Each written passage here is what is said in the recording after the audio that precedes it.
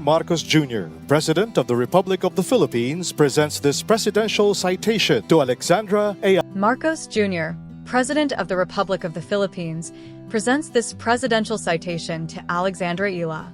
For a suspended second inside the ceremonial hall of Malacañang Palace, nobody in the room seems to know where to look. It is the evening of July 13, 2026. The framed citation is in her hands.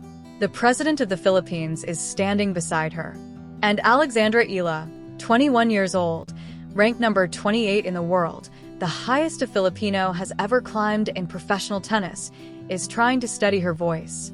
She had told the room a moment earlier that she does not normally get nervous when she has to speak. I normally do not get very nervous when I have to talk. Tonight was the exception. Tonight she was, in her own words, nervous. The cameras catch it. Her eyes are glassy. Her breath is uneven. Today is the exception. I am pretty nervous. So, thank you. Behind her, First Lady Liza Araneta Marcos watches quietly. Her mother Riza and her father Mike are seated a few feet away. President Ferdinand Marcos Jr., whom she has just met, is smiling the way people smile when they realize the ceremony they organized is smaller than the person they organized it for. That number 28 matters. 9 days earlier, on the grass of Wimbledon's center court, Eala had beaten the defending champion Iga Świątek 7-6 in a tiebreak that went to 11-9, then 6-2. She reached the round of 16, the first Filipino ever to go that deep at a Grand Slam. She lost the next match to Jasmine Paolini 6-4, 4-6, 3-6. She flew home, and within a week her ranking was posted at a career-high number 28, and the president of her country had summoned her to the palace. Here is what the coverage keeps missing about what happened inside that hall. There was no template for it. The Philippines has honored boxers, weightlifters, and pool players before. It has never honored a tennis player at this altitude because it has never had one. And President Marcos, in a moment that most outlets flattened into a warm quote, admitted it out loud. "You know," he told Eala, half-joking, "we don't actually have a protocol for any of this. We just made it up, so we'd have an excuse to take a picture with you." That line, more than the framed citation itself, is the entire story compressed. A head of state in his own ceremonial hall telling a 21-year-old that the ritual honoring her had to be improvised because her country had never produced someone whose achievements fit inside the existing forms. The presidential citation is a real, formal state recognition. It exists. It has been given before. But the language used to give it to Eala, first Filipino woman to attain unprecedented success on the international professional tennis circuit, was drafted specifically for her because the phrase, first Filipino woman to do this in tennis, had never previously been written into a citation. The state was catching up to a career already in motion. And standing there in a room built for statecraft, the country was inventing the shape of what to do with her. 3 clusters of evidence. The evidence for how far she has traveled sits in 3 clusters, and each one tightens the significance of what unfolded on July 13th. First, the Wimbledon fortnight itself. Eala arrived at the All England club ranked outside the top 40 and left it ranked 28th. In between, she beat the world number 3 on grass in straight sets on center court against a defending champion who had been the tournament's clear favorite.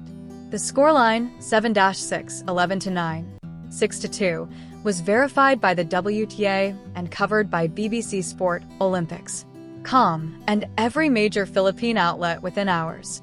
She then took Paolini, the Italian world number 17, to 3 sets in the round of 16 before losing 6-4, 4-6, 3-6 on the same center court.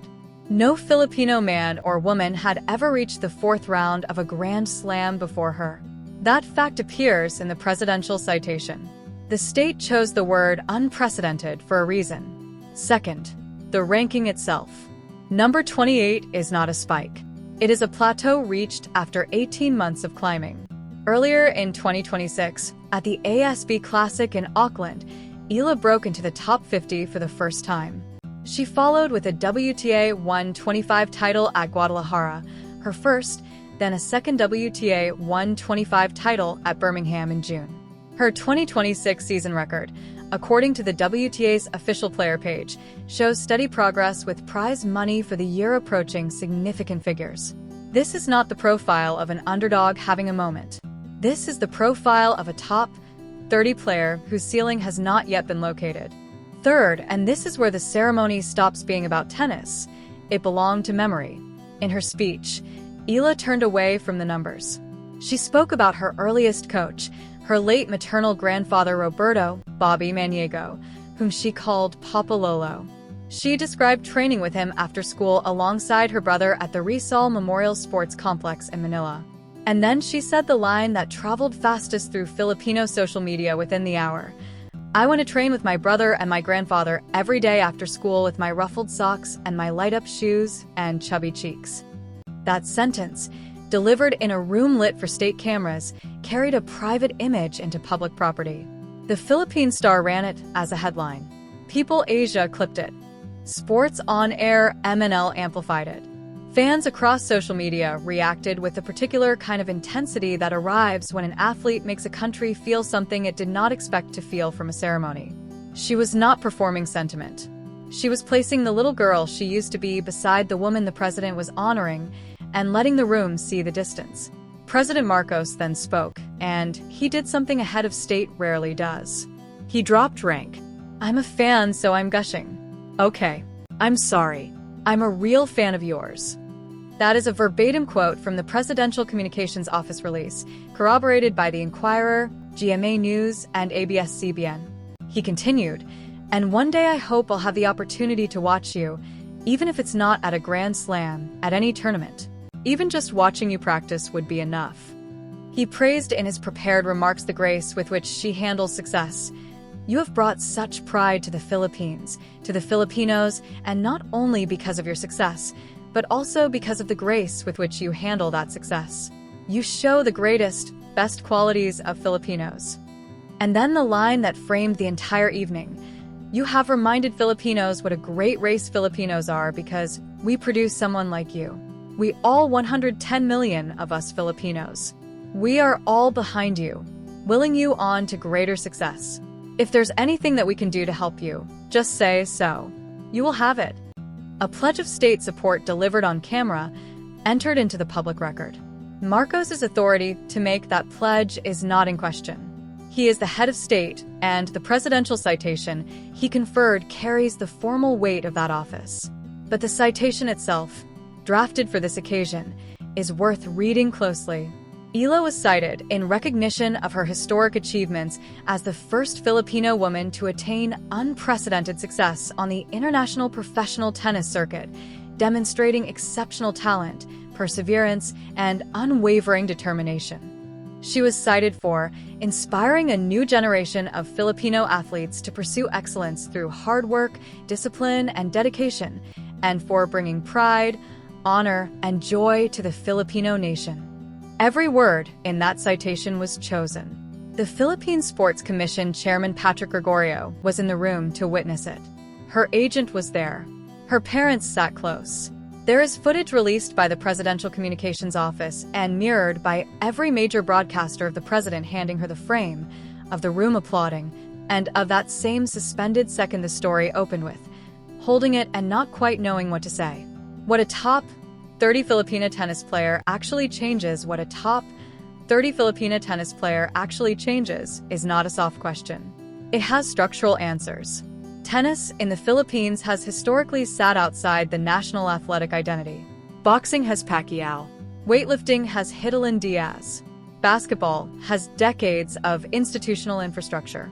Tennis has had promising juniors and occasional doubles finalists, but never a singles player who forced the WTA's official rankings page to display the Philippine flag next to a number this high. The downstream effects are not hypothetical. They show up in what parents tell their children about which sports are realistic. They show up in whether courts get resurfaced, whether academies get funded, whether the Philippine Sports Commission adjusts its budget lines. Marcos's on-camera pledge, "If there's anything we can do to help you, just say so," is the state opening a door that has not previously existed for a Filipino tennis player at this level. Whether that pledge converts into concrete resources over the next 12 months is a separate story.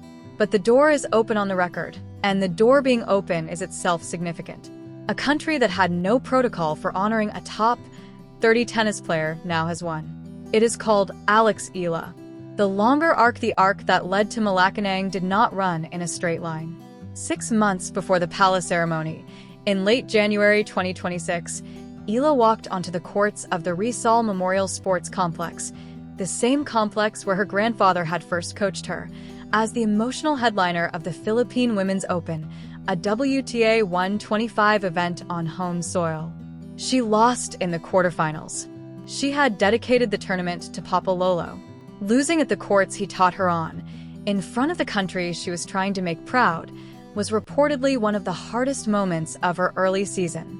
6 months later, she stood in a state ceremonial hall invoking those same courts by name in front of the president. That is not a simple redemption arc. It is a longer arc than that. It is what happens when a career has enough runway to survive its own setbacks. Which brings the story back to the frozen moment. It opened with a framed citation in her hands. Her voice thickened, the president smiling because the ceremony he made up had turned out to be smaller than the person it was for. What Alex Eala represents at 21 is not a first or a milestone or an inspirational headline. Those framings are too small. What she represents is a country revising its own definition of what a Filipino athlete can look like, at what altitude, in what sport, and on what stage. The state made up a protocol for her, because the existing forms did not fit. Number 28 is the highest a Filipino has ever climbed in professional tennis, and the ceiling has not been located yet. The light-up shoes she mentioned in her speech are, at this point, an object that has traveled from a Rizal Memorial practice court to a Malacañang microphone, carried by the same feet. And on July 27th, less than 2 weeks from the ceremony, she is scheduled to walk out at the Wimbledon City, D.C. Open in Washington. The work continues. The next tournament is already on the calendar. But this time she leaves for the road carrying more than a racket. She leaves carrying a citation drafted specifically for her, a country's promise of full support entered on the record, and the memory of a room that improvised its own ritual because she was standing in it. That is what she represents. That is the room she is in now. And if you want to watch what happens next, the DC Open, the US Open, the rankings she takes into the fall, stay with the journey, because the story that started in a ceremonial hall on July 13th, 2026, is very far from finished.